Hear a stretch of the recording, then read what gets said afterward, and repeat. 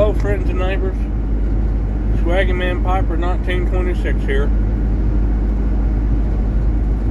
on this mostly beautiful Mirth Monday with nice big dark cloud following me. Beautiful sinuses. As such, I'm sure everyone even has. Smoking a little bit of Warhorse Bar in a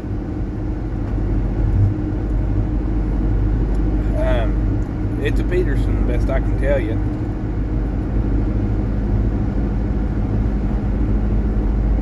And I only know that I don't know how well you can see it or not. There's a little bit of a nomenclature there that says sterling silver and has the K and P, but the P is not all the way made out. Whoever had this, I guess, run their fingers over that metal and enough that whatever was, or if there was anything else stamped in it, you can't make it out now. It's all rubbed off. And I don't believe, no, there's no more marks on the pipe itself. But it's still a good little pipe.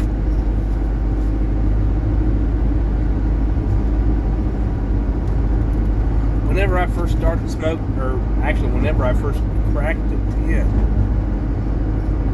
of that Warhorse Bar, that first whiff, it was pleasant, but like an undertone of cough syrup you got when you were a kid.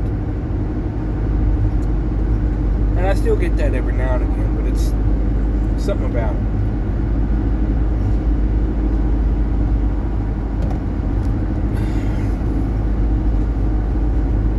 I thought for sure this is one I was going to end up trading off. Excuse me.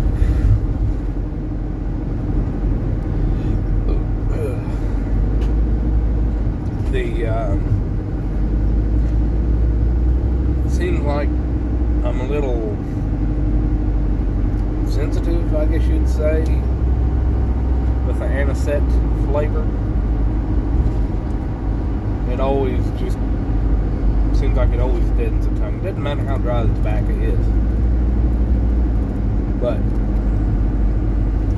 this was a little on the moist side, but it still smokes really well in it, and I think it tastes good. Some sort of a sweetness about it. I really can't put my finger on what it is, but I've about smoked it all using my number one, the very first Zippo I ever got. I've had this sucker for about 10 years now, and I need to send it off. The wheel is kind of drifting and it doesn't light as easy as it used to.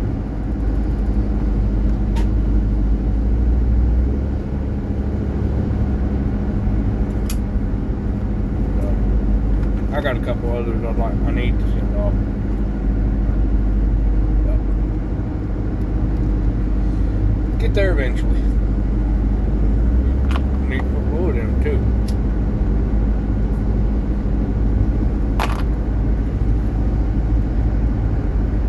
There we go. Hope everyone's having a good Monday.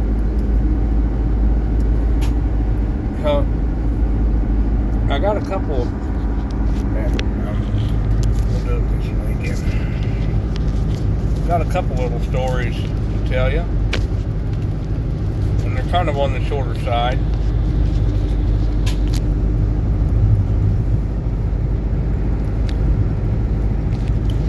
And I actually kind of give these a little bit of a title.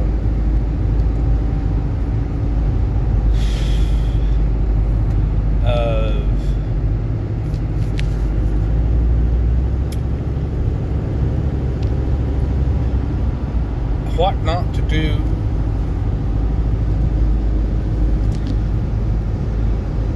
when you're at work, or use your head, and you'll figure it out as it goes. So, when I turned 21, I went to work at a rail car shop. It used to be the old CSX car shop, and my dad still worked there at that time. The shop has been closed down now, but it was originally from the 20s, and at one point it was set up so, I would assume, during, for the Second World War, that it could be switched in, I guess, a matter of a day and retooled to run tanks. So, kind of neat, really. But I spent about 10 months working materials, and I eventually went out and started working on what we referred to as a line, which was actually working on the cars instead of just running parts. Well, now you got to understand, used to, long before I ever got there, whenever my dad first hired in the late 70s, everything was made in-house,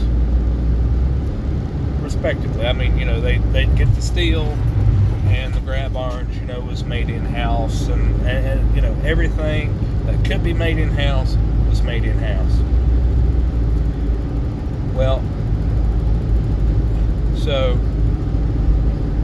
now everything is fabbed out, but you have to go with certain requirements for what we refer to as the grab irons, which are essentially the metal ladders that you climb up and down the railroad car with. They have to be so far off the post and everything else. Well, fabbing it out or farming it out, you don't always get the exact length that you're supposed to have. It's not exact, opposed to being able to make it in-house. So what you did, not necessarily supposed to do, but what you did, you would heat it up, and if you're about half a hole off, you'd heat it up and take a bar and stretch it out a little bit, if one side or the other, and make it fit. That's what I was known to do. They said you weren't supposed to do that, but that's what you did to make it work. So I'm kind of green working on the line. I've been with the company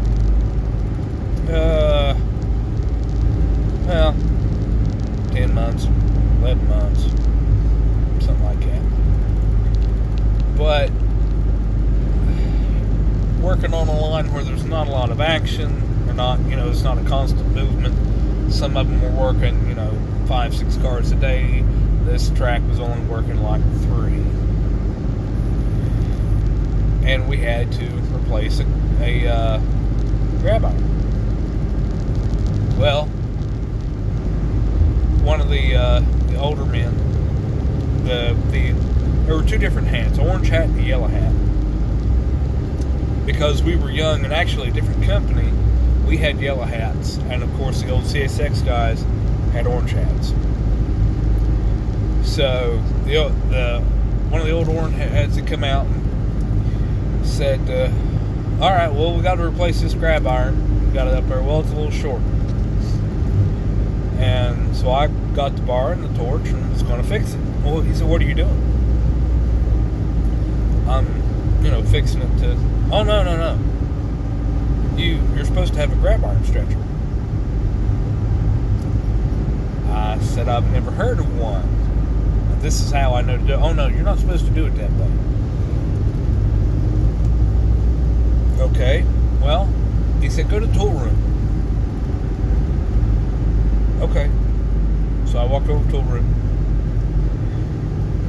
And I spoke to the tool man. His name was Phil. I said, Phil, I need a grab iron stretcher. Need a what? I need a grab iron stretcher.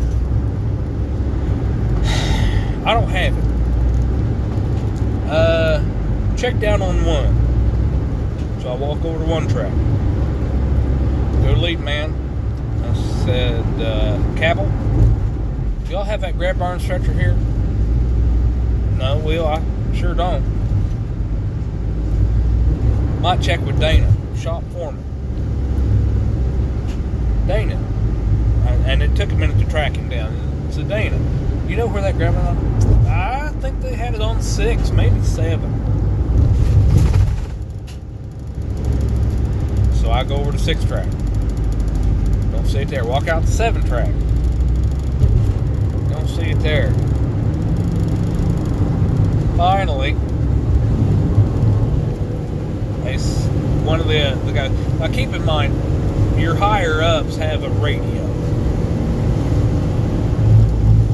One of the guys who was actually a first responder stopped me, told me, said, listen, they're running you all over this place. There is no such thing as a grab iron stretcher.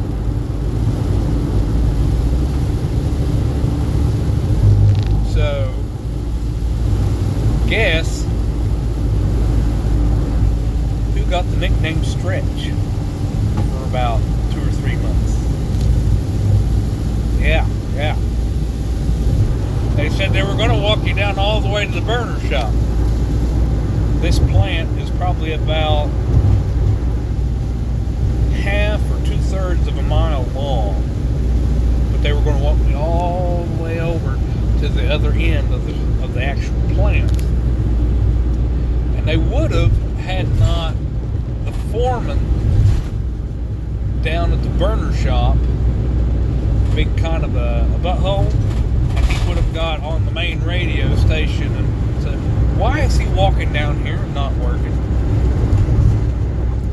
Yeah, oh yeah.